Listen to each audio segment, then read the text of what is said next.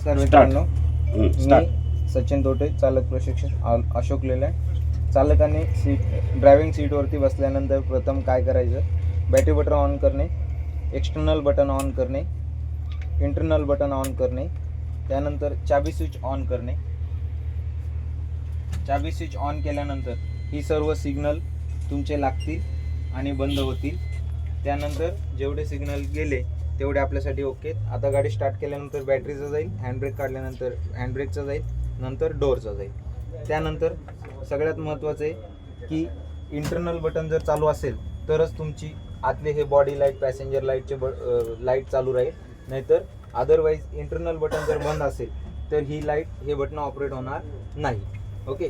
त्यानंतर close open डोअरचं button दिले. त्यानंतर तुमचं इथं ॲड ब्ल्यू दिले. ॲड ब्ल्यू लेवल ह्या ॲरोच्या खाली आली नाही पाहिजे. ओके. त्यानंतर तुमचं इथं एक्सटर्नल बटन जर चालू असेल, हे एक्सटर्नल बटन जर चालू असेल तरच तुमचं हेडलाईट चालेल. हेडलाईट 2 पॉईंटमध्ये, सिंगल, डबल पॉईंटमध्ये, हाय लो बीममध्ये, लो हाय. ओके. त्यानंतर तुमचं हे फॉक लाईट बटन आहे, याला पाठीमागं ओढल्यानंतर फॉक लाईट चालू होते, खालची छोटी लाईट. त्याच्यानंतर तुमचे जे हे बटन आहे, हे पार्क रिजनरेशनचं बटन आहे. हे तुमचं ट्रॅफिकमध्ये असेल आणि ॲक्टिव्ह रिजनरेशन आलं असेल तर याला प्रेस केल्यानंतर, हे बटन ऑन केल्यानंतर इथं स्लॅशिंग, इथं तुमचा एक सिग्नल येतो, तो काही वेळाने येतो. आता नाही आहे त्यामुळे ते येणार नाही.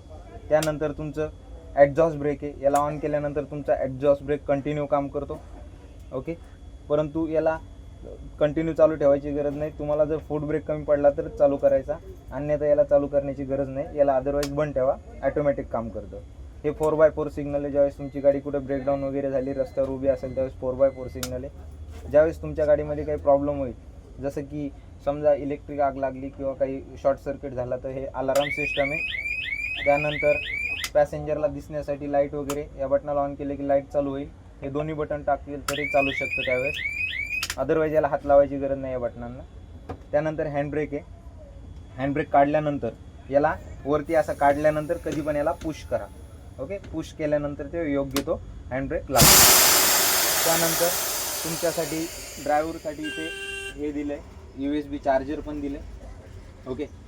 त्यानंतर तुम्हाला इकडे माईकमध्ये बोलण्यासाठी इथं माईक दिला आहे. या माईकवरती तुम्ही बोलू शकता. या बटनाला प्रेस करा, या बटनाला दाबून धरा, याच्यामध्ये बोलू शकता तुम्ही. वरती तुमचं व्हॅल्यूम कमी जास्त करण्यासाठी इथं तुमचं माईक सिस्टमचं व्हॅल्यूम कमी जास्त करण्यासाठी मशीन दिली. ओके. याच्यामध्ये तुम्ही पॅसेंजरला आवाज देऊ शकता. त्यानंतर इथे तुमचं वायपर आहे. वायपर लो आणि हायमध्ये, 2 पॉईंटमध्ये, मीडियम, लो, हाय, हे 2 पॉईंटमध्ये. त्यानंतर तुम्ही याला प्रेस केल्यानंतर वायपरची पाणी असेल तर मोटर चालते, पाणी पण मारते याच्यावर. ओके. त्यानंतर तुमचं जे हे पॅसेंजर डोअर आहे, हे कधी मॅन्युअल केलं काम जर असेल तर याला प्रेस केल्यानंतर मॅन्युअल होतो, पण तुमच्या गाडीमध्ये tick tick tick tick signal वाजतो. जर याचं काम झाल्यानंतर याला ऑन केल्यानंतर तुम्ही याला जर प्रेस केलं तरच याच्यावर ऑपरेटिंग चालू होते. ओके.